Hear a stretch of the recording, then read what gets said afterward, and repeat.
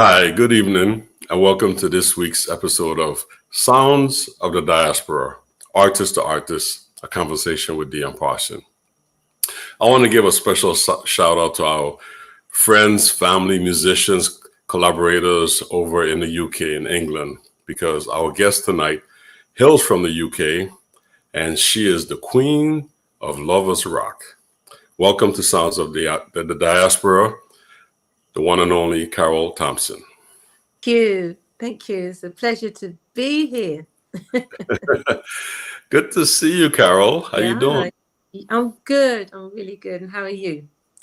I'm wonderful. I'm all smiles. I am so excited to have you on the show. You're our first vocalist on the show. Good. Thank you so much. Come and bless your show. That's good. Come and bless the show with your wonderful lyrics. Yes, I've been a big fan. I must admit, I've been a big fan, and I really, really have been saving this time and space for our schedule to connect so you could be on the show, because you've been doing wonderful things for many, many years. And we collaborated on a project in the past. We'll talk about that. Yeah. But I felt that our audience should get a understanding and get introduced to the beautiful and talented Carroll Thompson. So welcome. Yeah, thank you. I'm so happy to be here. Great. So born in the UK, raised in the UK, tell us about your upbringing in the musical. Well, how did you get into music? How did you get into Well, I grew up I grew up with my grandparents who were ministers, Pentecostal style, right? Fire and brimstone style, clap hand, tambourine, loud, charismatic as they call it now, I suppose. So I grew up in the church as a baby, in arms, and so singing and music was always something that happened in our house. Before my grandfather was saved and became a deacon, he used to run sound systems, right? Oh, he was a sound system guys. Yeah, so he was a sound system man. And so my grandmother had always been a minister, very sort of ahead of her time. And so I had church and I had music. My grandfather loved, obviously all the music coming out of Jamaica, all the scout, all the Cox and Dodds, and, all the Duke Reeds, and, and also he loved jazz.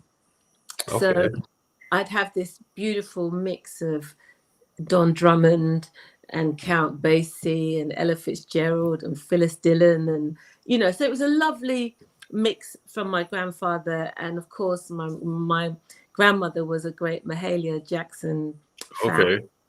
And, she just loved a lot of the gospel and the sort of country gospel as well that came out of America back in the day. So I had a lovely mix of music in the house, and I had uncles that used to sing a lot and used to play and dance a lot and play me all the music that was coming out of Jamaica.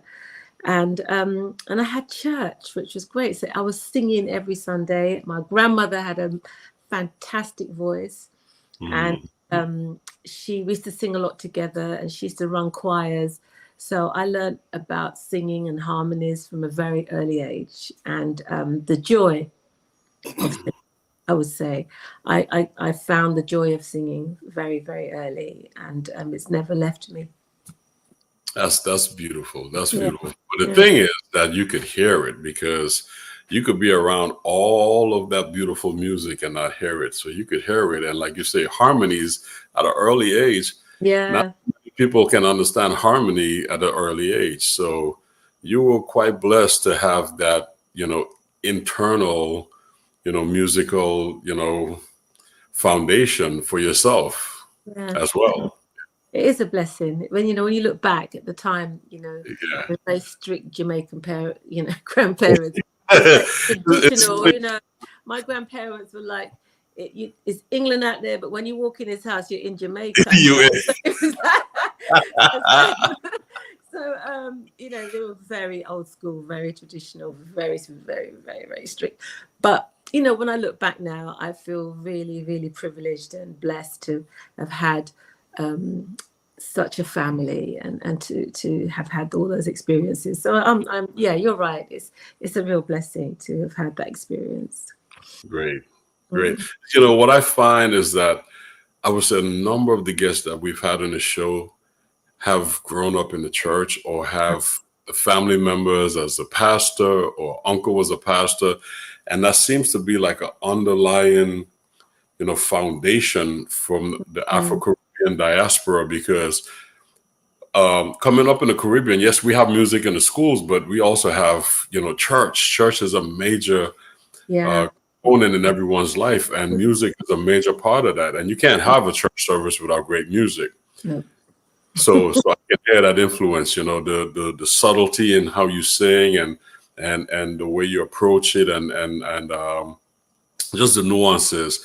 I can hear that background. So that's really great.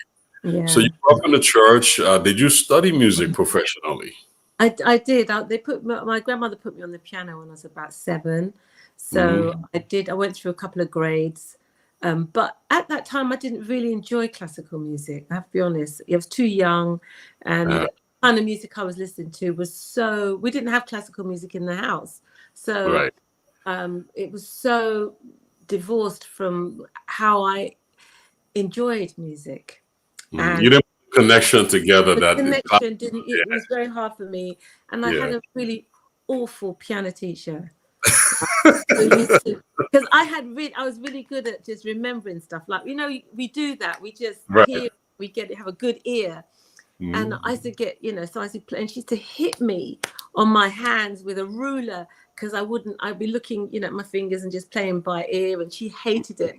She's like very old school English, traditional classical kind of pianist, so teacher. So she actually squeezed the joy out of learning to play the piano, I have to say. So as soon as I could stop, I did. So I think I got to about grade 3 on the piano, but enough to kind of get myself around and to compose, really, which is all I needed the piano for at the end of the day, because I never actually saw myself as a concert pianist or anything like that. But it was very helpful when I started to realize that I enjoyed writing songs. So that was helpful.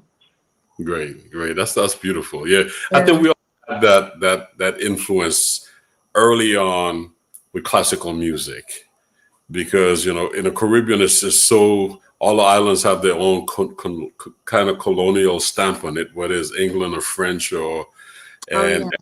have that influence of European classical music, which is the foundation of everything, believe it or not, from the music standpoint. But if you've learned something from it and you can do something with it like you have, then it says a lot. But you've taken it to a whole nother level. So we'll get to that. we'll get to that. So when did you decide that you were going to be a singer? We're not even getting to your genres yet. When did you decide I'm going to be a singer? I think when I was at church, and I think the very first time is when I went to a New Testament church, Pentecostal, and they used to have singing competitions, and I remember getting on the stage at one of their huge conventions where all the branches would come together from the UK in this beautiful hall. It's called the De Montfort Hall in Leicester. It's a bit like, I guess, the Barbican or something like that. It was lovely.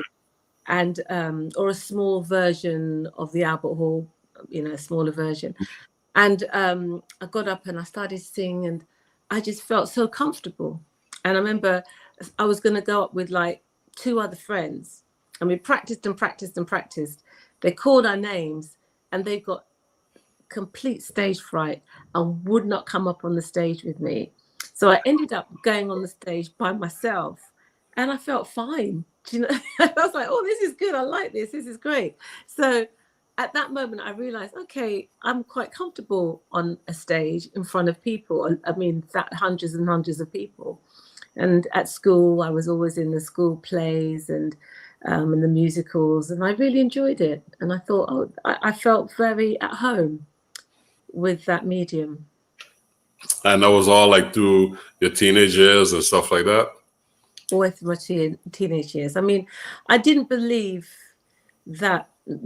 I didn't really know how to become a professional singer, you know. So I kind of went down the academic route because, you know, at school they weren't very helpful. It wasn't like now where you have so many programs, you know. When I went to school just outside of London, so I guess I went to school in Hertfordshire, which I guess is like your Connecticut or something like that. It was just really just on the outskirts, so it was quite small.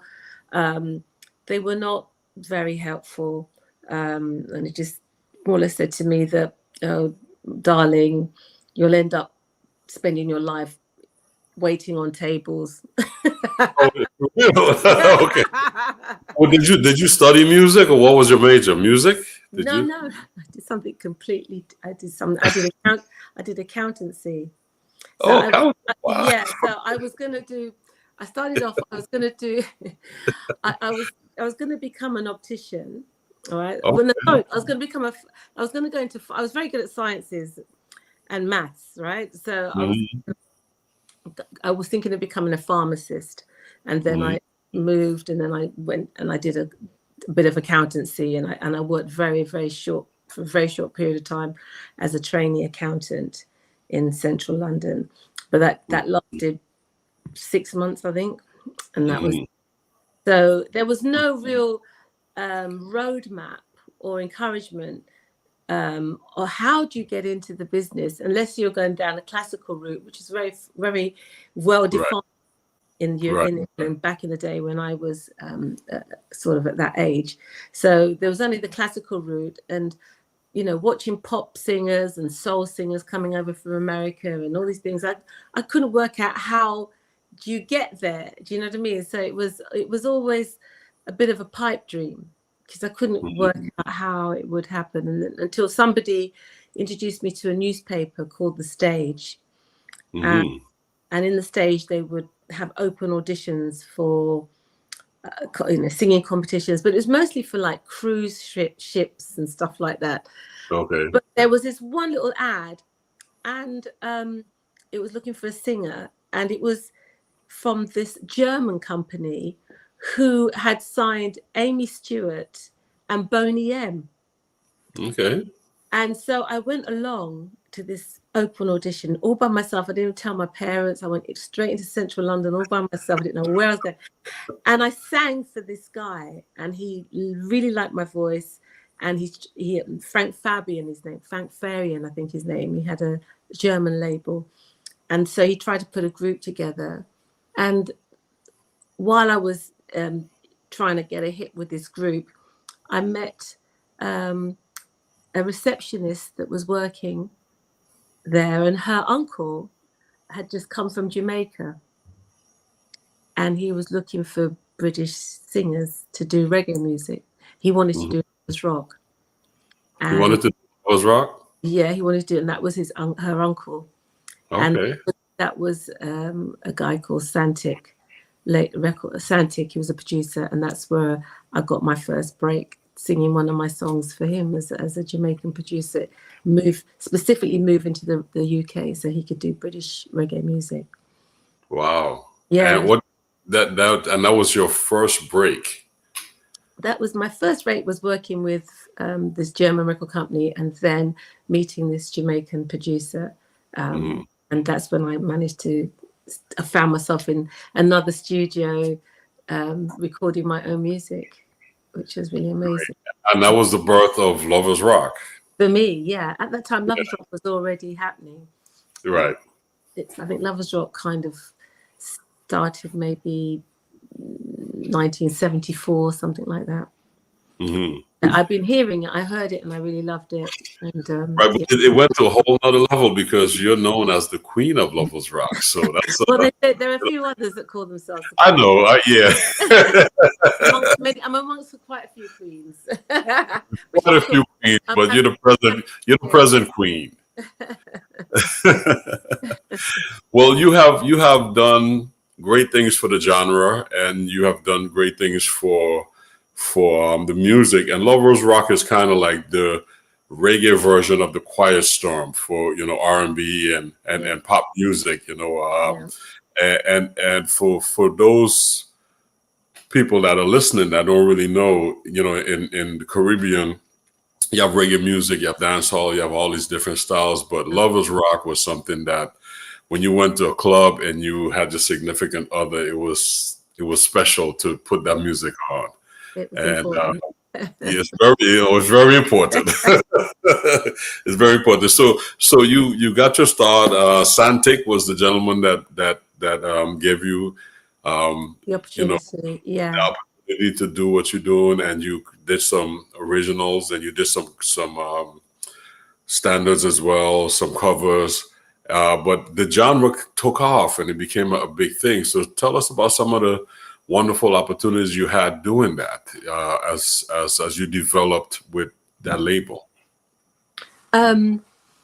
Well, I was able to.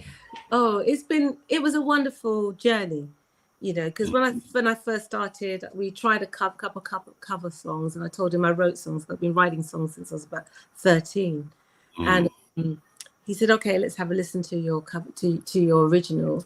And I played it on the piano for him, and that was my first hit. Was "I'm So Sorry." And, through Lovers Rock, I've been able to meet so many great musicians. I've managed to travel the world. It's I've gone into lots of different genres. I've toured with different musicians, different artists from America, from Jamaica, from the UK, pop artists.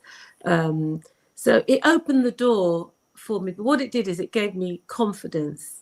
Being in the studio, I realized that I really enjoy writing and I really enjoy producing. And I enjoy the studio environment, that kind of electricity and magic that you start with something very embryonic and it grows into something so beautiful when you bring in all these wonderful musicians who come in with their magic. I like that. Do you know what I mean? I love it. And you love creating. Sorry? Yeah, so you like to create that, the creative process. Yeah, and I like to see it blossom. Because sometimes you're not quite sure. A song can go in many directions, as you know, as a musician. And you can bring in musicians that can completely ruin your thing, and then you've got some musicians that come in and take it somewhere that you would never have thought of taking it, and it works. Do you know what I mean? So that sort of unknown quantity, that magic, that it's like the kind of alchemy that happens in the studio environment. I like that, which is very different from live, which is a whole nother beautiful experience. Right. And definitely live is different than studio stuff. And you've put out a number of recordings under your name, collaborative projects, and I've saw that you've worked with a host of other artists collaborating, and we've collaborated on projects together. It's been beautiful. That's been good. I fell in love even more in those. It was lovely. It was so amazing. With the stuff that you've been doing. And I know you have a new project out. You have a project you're working on currently. That's right. Yeah. So I'm pulling together all my lovers rock, my reggae and my jazz roots, because I used to be part of the Jazz Warriors with Gary, and I was one of the founder members, with Courtney and Cleveland and everybody, and Alan. And Ken on drums, and it's something that I really enjoyed. So I decided that this album, I was just going to bring in all my different influences and have some fun, and just be very honest about what I'm making, and whatever it is what it is. So you have a name for the new project, or it's still in the infancy stage? It's kind of, I'm never really good at titles for, some people come up with these like really amazing, and I'm like, just call it Carroll Thompson or something. But, I don't know.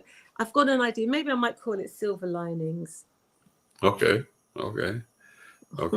So tell us about this project. So it's a collaboration of your reggae and jazz, and and Love Is Rock and other things you're doing.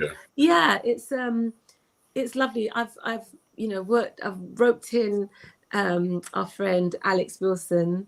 Together we've written one or two songs. I brought in Alan Weeks as well, and it's another a bass player called Colin McNeish, and it's been lovely. So it's a combination of originals and some jazz standards. Oh, great. Well, I'm really excited about it. And we have a couple of tracks here from it. And if you don't mind, I would love to share that with our audience. Yeah, please do. I'd love to get some feedback. First one is Silver Moon. You want to share with us, is Silver Moon original? Yes, it's original. So it's a song that I wrote just after the lockdown, actually, and because that was lockdown was just such a weird time for us creatives, so Silver Moon is just an optimistic song, and it's just about really seizing the moment, do what you need to do, just get on with it, be fearless. And I've kind of wrapped it up in a love song, but it's really about letting go of your fears, really. Okay. Well, let's hear it. Silver Moon. Lovely.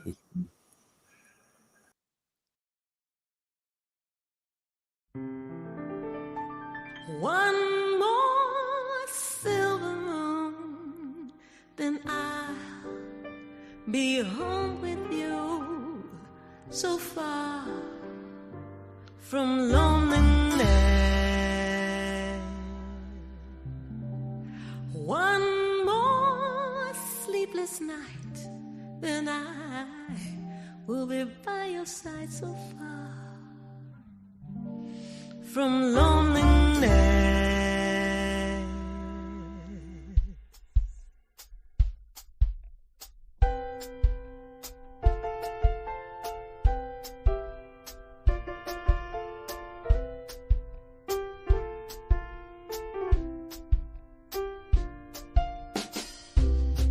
You were always there for me, waiting so patiently, but I was blinded by my insecurities.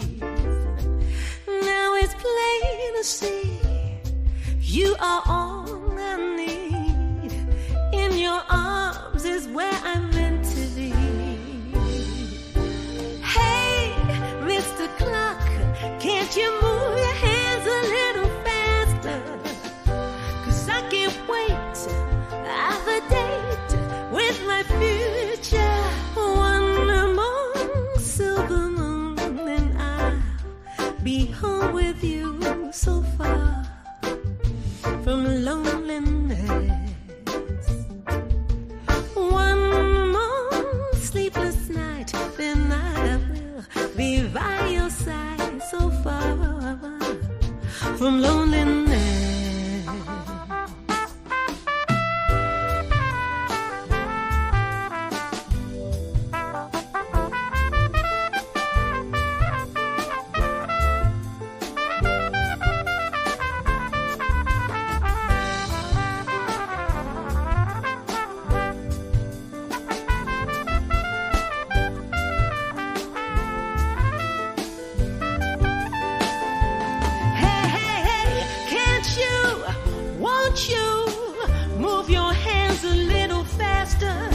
Tomorrow's on its way. I can't wait to say goodbye to all these lonely yesterdays. Time, you are the master. Can't you move your hands a little faster? 'Cause destiny waits for me, full of bright new possibility. One more silver moon, and I'll be home with you, so far from loneliness. One more sleepless night, then I'll be by your side, so far from loneliness.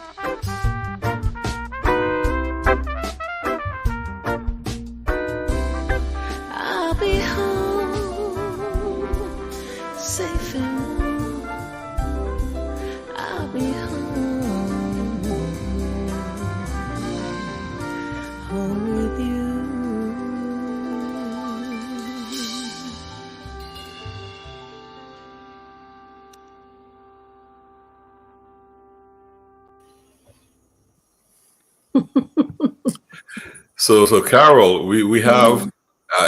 I was gonna say something, but I'm gonna just read you this remark from one of our audience members that said, "Oh my God, absolutely beautiful, the voice of an angel." Oh my goodness. Thank you. Was and Silver Moon is beautiful. It now that showcases your jazz chops right there, and the lyrics are beautiful. Thank you. Thank you. I really enjoy writing lyrics, I have to say. It's something that that I get very inspired to do, and I find it enjoyable and quite music, actually. So I've always written poetry and songs since, as I said, since I was about 12, 13, really. So the first song I ever wrote was a gospel song.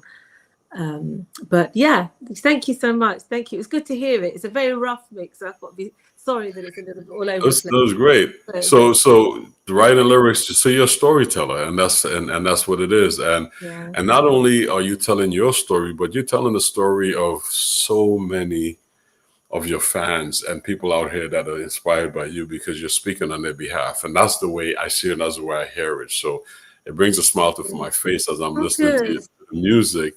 And I'm saying, yeah, you know, I would say that. Thank you. Yeah, it's a very important song, that one, for me, because it kind of kicked off the project.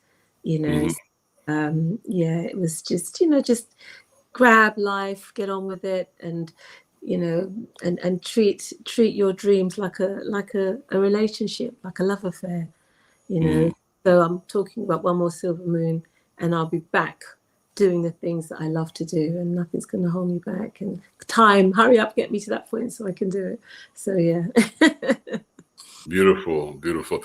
So let me ask you this. So this project, is it I know you're working with Alex and you have Alan on it, and you know, everybody's in different parts of, you know, different locations. Yeah. Did you guys at some point get together to make it happen, or is it, you know, everybody's doing their thing and sending it in? Do you know what? I was so lucky to get us all together in the studio, and we recorded it old school, right? Old school stuff. Nice. It was wonderful, and it was just so heartwarming to be back in a studio and all of us together recording, because you know, over the years we've all just been doing it virtually, first because it was fun, and then because we had to. And so it was really lovely to have everybody in the room and joking, laughing, eating, you know, and just relaxing and playing music together and doing multiple takes, and it was good. I really enjoyed the process. So yeah, we were in the room. Oh yeah, and you can hear it in the music. That's why I asked, because it sounds so organic, and it sounds so relaxed, and everybody's engaged. A lot of times when you do projects virtually, there's you can hear, you know, but this it's beautiful. Yeah, I was really pleased that I was able to, one, you know, get the budget, to get the people all together in the same place. Yeah. Great. So who else is on there? You mentioned Alex.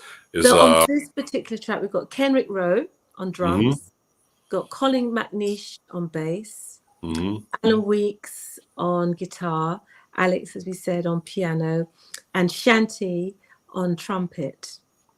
Okay. And and that's it. Yeah. The usual suspects. Yeah, it's nice. They're all great musicians. They are. And every one of them. Kenrick is he's like a brother of mine. I haven't seen in so long. He's working hard. Yeah. Yeah, he's amazing. And of course, Alex is doing his thing, and Alan. Yeah. So you have a great band. So is this the basis rhythm section, or you have special guests on different songs? I have some guests on some other songs, but this is the nucleus. That's the nucleus. That carries the vibe through. Yeah. Okay. So, and vibes are important to you, on her. Yeah, vibes are important. You know, I feel that sometimes you have exceptional players, but the vibes are not right. Do you know what I mean? Yeah. You know, it's a funny thing, and yeah, I really believe that in the synergy and the energy, and I work off of energy, and I move away from certain energy, you know. So I'm very kind of cut and drop like that, unfortunately. Most singers are. They have to feel a certain way, and music is about a feeling, and it has to feel a certain way for most singers to be comfortable. So yeah, and not only comfortable, but they're just so talented too, right? So it's like a win-win thing. Yeah. That's why you're the queen. Because you have all of these wonderful folks around you supporting. And it's beautiful, beautiful song. I love it. Thank you. I love it. Looking forward to the mix, the real mix. It'd be lovely to hear it, and it's all great. Well, I thank you for sharing it with us. This is a world's premiere, so great. It really is. Yeah, it really is, and it's really good for me to hear it coming back outside of my studio and stuff. It's really lovely to kind of great. To kind of say, okay, yeah. Well, we have another song called "Still River." The river. That one raised the eyebrow. Yeah. It almost didn't make the cut, but I'm so pleased that it did in the end. Yeah, so it's a very unusual. Myself and Alex, we were messing about with it, and I sort of said, you know, Alex, why don't you try and bring in some Debussy or something and make it different? And he goes, oh, would you like that? I said, yeah. Alex, he loves any excuse to show off. You know what he's like, you know. Yeah. Show off, and he shows off beautifully because he's really talented. So I wrote this song. It's a song that I had written previously, and Alex helped me to arrange it. So yeah, and it's Still River. It's one of those stories of when you meet somebody and they just seem absolutely perfect, and then you realize that you're kind of being carried out into some rough seas because they're not the still river you thought they were. Okay, so there's a story behind it. That'll be in the liner notes. We'll wait for the liner notes. But mind yourself. Yeah, it's one of those. In the meantime, we'll listen to Still River and enjoy the wonderful lyrics. Still River, ladies and gentlemen.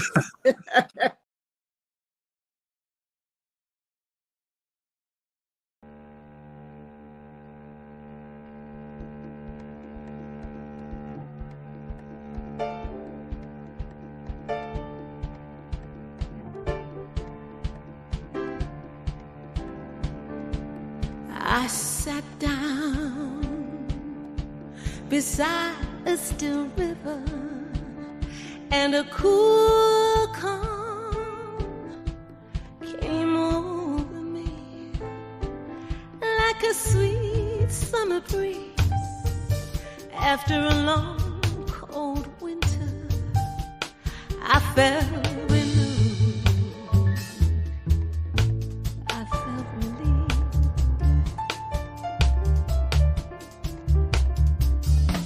So I lay down inside that still river, and that cool water covered me. Ooh, it felt so good. I started believing I was renewed. I was redeemed.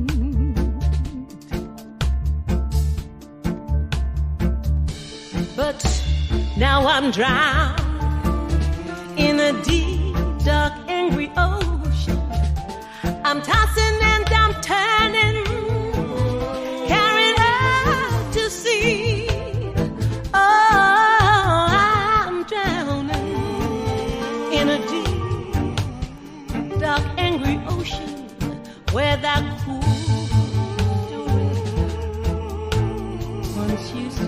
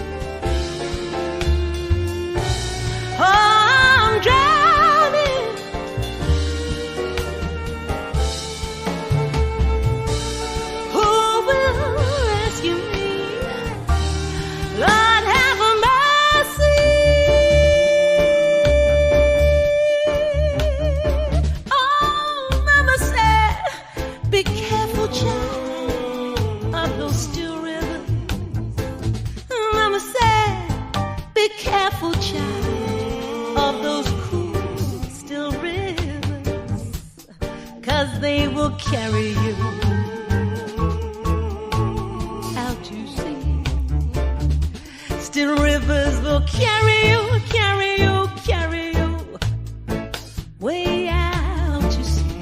Still rivers will carry you, carry you, carry you, carry you out to sea. Rivers will carry you. Still rivers will carry you, carry you, carry you out to sea.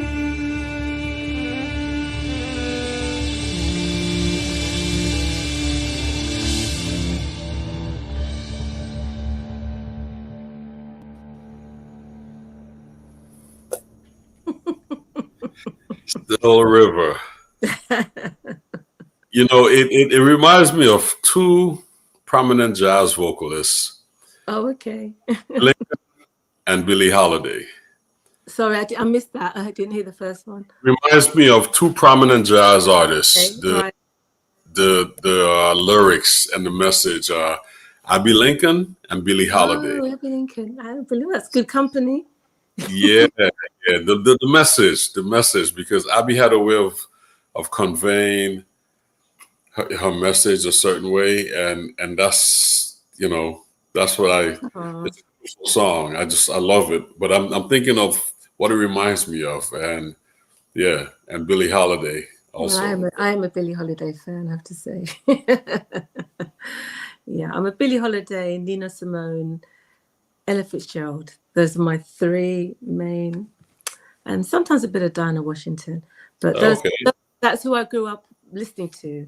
The very first record I ever put on my grandfather's big gram that nobody was supposed to touch, but I touched it, and I put on the first song I ever put the needle on the stylus on the record was Tisket a tasket, lost my yellow basket. And I thought, oh wow, she sounds like an angel. Do you know what I mean? And it was like, just blew me away. And she looked a bit like my grandmother as well, so that's why I picked up the album in the first place, right? So yeah, so you can hear that influence is prominent in your voice and in your execution of the songs.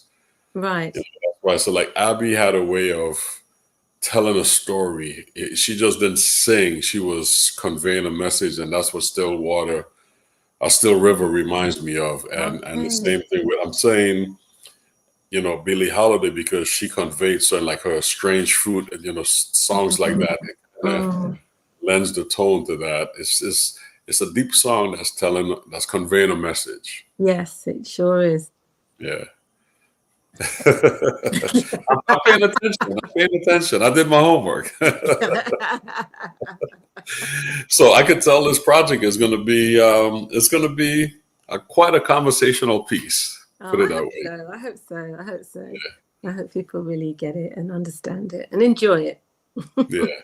It's funny because as you get older, you start to see and deliver your message differently. You mentioned when you first started off, you was doing cover songs and different things, and now you're focusing on a lot of originals that can tell the story of your life experience. But it's not only your life experience, like I mentioned with the comment from the guest before, it's telling the story of other folks also. So you're kind of representing, you know, a genre of listeners, a genre of your audience that don't have the same avenue to tell their story. So you're representing them. So it's a beautiful thing. Yeah, it is a beautiful thing, because I'm also a consumer of beautiful music too, and messages, and, you know, so I also receive it. I'm open to receive a lot of great messages and music from other artists as well. So it's always reciprocal, isn't it? So yeah, if I can do for some, then others will do for me, you know. Beautiful. Well, I'm loving the project. Oh, we have another song that's called Good Times. Oh, Good Times. That's right. Yeah. It's important. This was another one I wrote during lockdown, when we weren't having any good times at all, right? Everybody was. So I thought, I'm going to write something that's going to cheer me up, you know, and something that's going to make me feel good and bring some positive energy in such a very strange time that it was for all of us. So Good Times, I used a rhythm that I absolutely adore, a reggae rhythm that I absolutely adore. And I just wrote this song on top of it, and I brought in Chico Alotta, who plays for Incognito, great Italian pianist. And he helped me to do some arrangements along with Colin. Together we sat in my little studio, and I said, this is the idea, this is what I want to do. And they're like, okay, Carol. I said, yeah, I want it to. And they were fantastic. They just helped me dig out this song that I had as an idea and actually sort of make it materialize. So it's called Good Times. Great. Well, let's check it out. Good Times. Okay.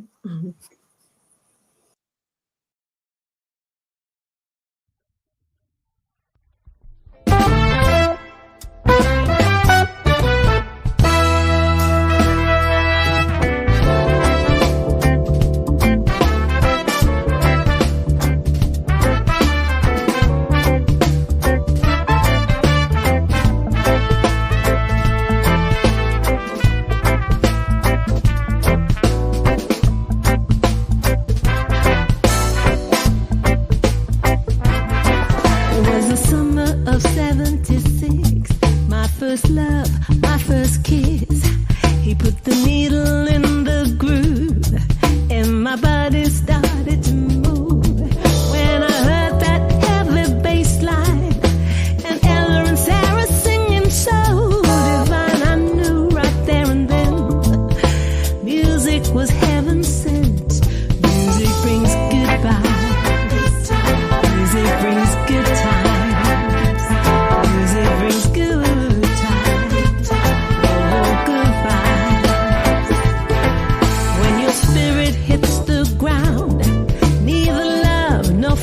Can be found.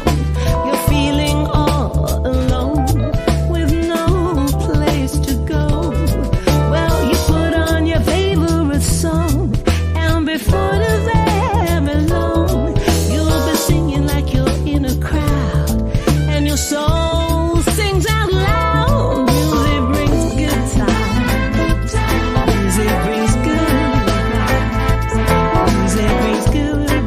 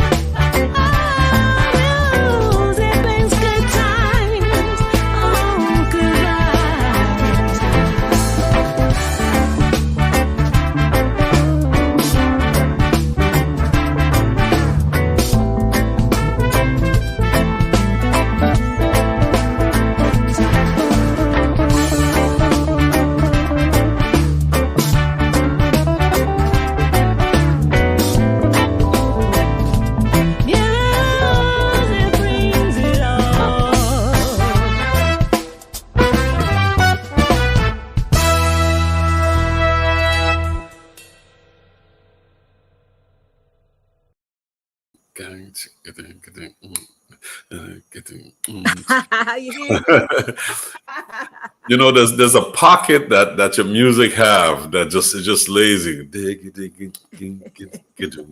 and it just lays in a pocket that just you know, it's not a forceful pocket. You just like kind of sit back. It's kind of like cruising on the highway on cruise control, and everything is all right.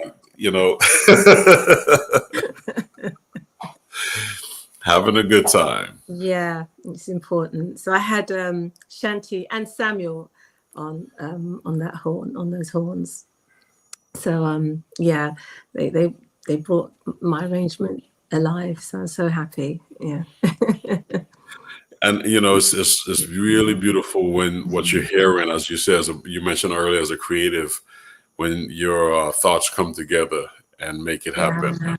Yeah. What I'm enjoying, Carol, listening to this is, you know, being born and raised in the Caribbean and having the influence of so many styles of music. I say this literally on every show because the rest of the world don't understand it. You grew up in England, but your influence is Jamaican, heavily in Jamaican, and it's you have been such a major contributor to the Afro-Caribbean sound with Lovers Rock and what you're doing, even though you're in England, but because of the Jamaican connection, it's so prominent. Yeah. The average musician that I've met in the US aren't really aware of this phenomenon that's happening. No. You know, they're really not. And it's something that I've always paid attention to, even when I lived in New York for 30 years. The roots and the culture is, you know, it's really, it's amazing of what's happening. And you're a testament to that. So I just wanted to share that because I always try to connect the dots to the Afro-Caribbean diaspora, because that's where even though you're in Europe, that's where your culture is. It's powerful. Yes. You know, the culture, as I said, you know, as a child growing up, once I put my key in the door and put my foot in that hallway, I was back in Jamaica, right? So it was like there was no, whatever, the little English girl that I was at school and in the daytime, the minute I came back in that house, it was a whole different vibe. And you just switched, and it was a powerful culture and a wonderful, vivacious and lively culture, and rich and loving, and you know, it was very deep. It was lovely. I enjoyed my childhood, even though it was very strict. Well, that's something to be said about West Indian parents. We have a comment here. UK Caribbean, so Caribbean or United Kingdom Caribbean. That's they're just saying this. The person just put that in there, which is interesting because one of the things that we've been sharing with our audience is Jazz Caribbean, and Jazz Caribbean is a word that I came up with some colleagues of mine to describe the music that I do, which is Caribbean jazz. And as you know, in the Caribbean, when you think of, or when you hear Caribbean jazz, the first thing you hear is Latin jazz. Yes. But a lot of people don't realize that. Most people don't realize that there's calypso, mento, reggae, zouk, dancehall, lovers rock, zouk, quail bay. It's all of these different genres that come through the Caribbean. And once you add improvisation to it, then it still all represents the Caribbean. So that's why we say Jazz Caribbean, because the bigger picture of the Caribbean. And that's what you're doing also. Yes, yeah, absolutely. We're all one people. We have our experiences, but musically the flavors are all there, and we all recognize it and understand it, and it warms the soul, you know, because it warms the soul in times like these. It warms the soul in times like these, and these are the times that we're talking about the Jazz Caribbean and the Caribbean and all that. So it says something about your next song. It's one of those songs that I wrote. You know, as I said, all of us went through a very strange time, and we lost a lot of people, a lot of loved ones, a lot of friends, family members to COVID, and it was a very strange time and very challenging time. But what it did was actually make us appreciate each other a lot more, and to be a lot more vocal about how we feel, not to put things off to another day, to actually, if you have something to say it. If you've got something to quash it, you know, and just get on with life and move on, and just, you know, create that loving environment of forgiveness and positivity. So in times like this was just a song in reflection after losing my father and losing my best friend. And I was like, oh gosh, you know. So, you know, you get to that point where you just become philosophical, and you say, listen, let's just love each other. Let's just get on with it. Let's just deal with stuff. But most importantly, let's just be kind to each other, and let's tell each other that we love each other, and let's just be kind and helpful. So in times like this, in times like these, was a song that came from that place of grief, then came into more of a place of positivity. Great. I love it. So let's hear In Times Like These.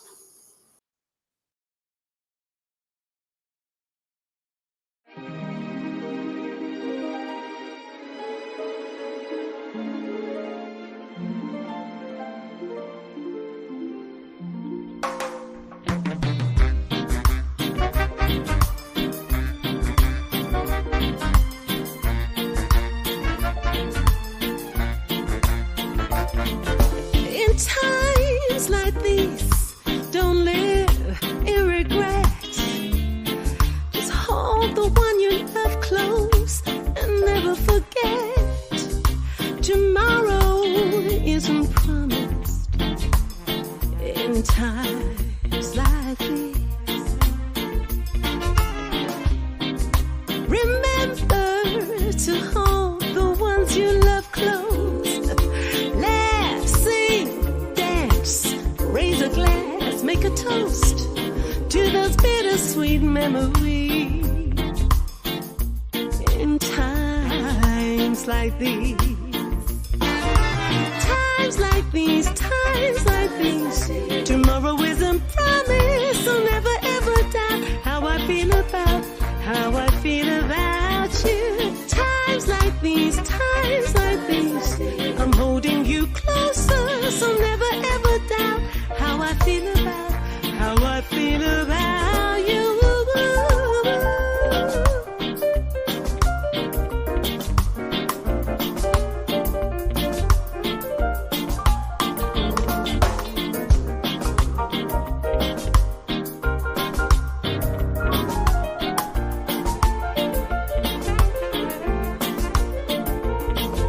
In times like these, we all need a melody, a song to remind us of those days we used to laugh in the sun. Oh, those bittersweet memories of lovers and dreams. Times like these, times like these. I'm holding you closer, so you'll never doubt how I feel about you. In times like these, tomorrow isn't promised, so never ever doubt how I feel about you. In times, oh, in times like these, oh, I'm holding you closer. In times like these, tomorrow isn't promised, so never ever doubt how I feel about you.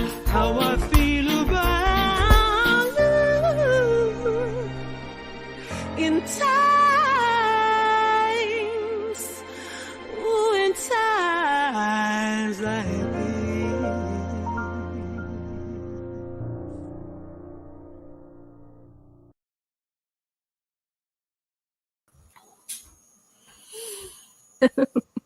It's times like these. Don't live in regret. No time for it. No time for it. No time. Beautiful. Beautiful. I really, I'm enjoying this. I can't wait for the project to come out. So, Thank you. when is the estimate release date? I'd say end of Easter, like I'd say no, around May time, May, June, somewhere around there. Yeah. Okay. Mm. Okay, May, June. Okay, great. Well, keep us posted, and we'll share with our listeners, and we'll put it up on our social media to promote the project and everything. Thank you.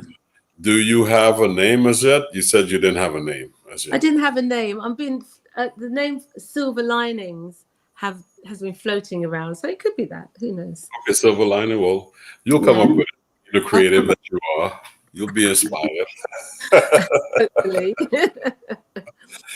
Well, you've put together an amazing group of musicians, and I'm enjoying listening to them.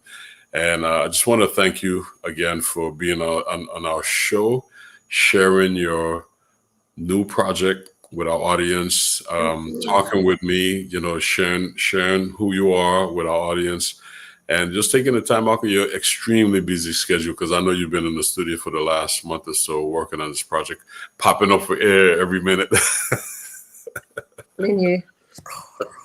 it's all good though. It's all good. It's all good. I'm loving it. It's all good. But that's why we're here. We're here to be a platform for you, the artist, artist-to-artist conversation. So tell our audience, besides Silver Lining project that you're working on, any other presentation, concerts, anything you have going on that you would like to share? Well, in the UK, I'm constantly gigging in between writing and doing everything else. But yes, I'm doing a lot of live shows. I do a collaboration with another queen of Lovers Rock, Miss Janet Kay, and we do a show for all the queens of Lovers Rock.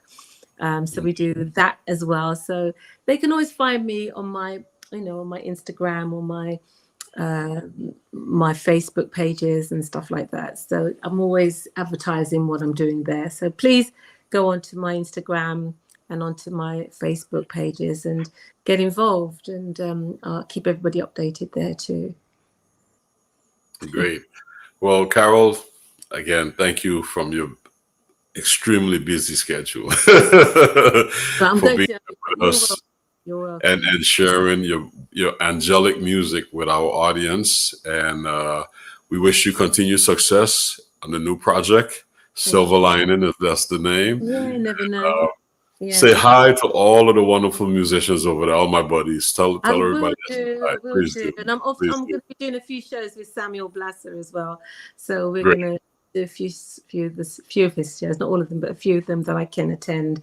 I'll go support him and sing some songs with him too in Europe. So Great. Well, thank you again, Carroll, and we really appreciate having you. And all the best. Thank you so much, and well done for the good works that you're doing on the station with you and Mel. And I wish you all the best. May it just grow from strength to strength and be a dominating force. And I'll come back again when you are the dominating force that you will become. Well, you will be back again. Force, no force. You will be back again. All right. Take care, Carroll. All the best to you. Take care. All right. That was amazing. Carroll Thompson. Oh man, I don't even know what to say. Good friend of mine, angelic voice, creative.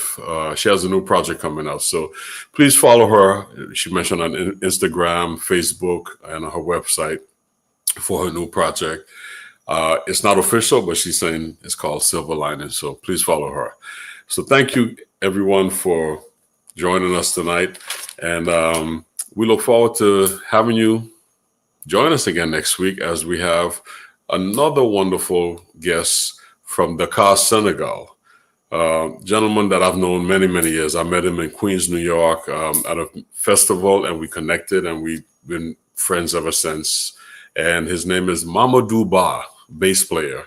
Worked with Harry Belafonte and a number of wonderful musicians. You'll hear more about him next week. So join us next week as we bring to you another episode of Sounds of the Diaspora, Artist to Artist, Conversation with Dion Parson, with our special guests next week. Mr. Mamadou Ba. Take care. Good night.